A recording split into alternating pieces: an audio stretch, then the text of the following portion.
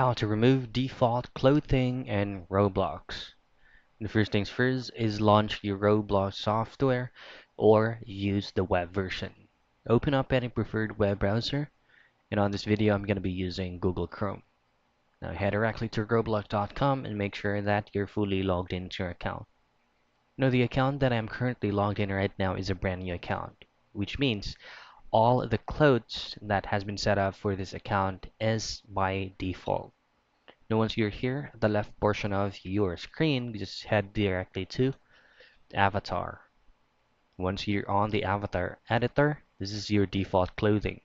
All of this checked marks on recent accessories that you have is the default clothings. Now to remove this, just simply untick these marks right here from the left leg, left arm, and so on and so forth. That's it. That's how you remove clothings in Roblox.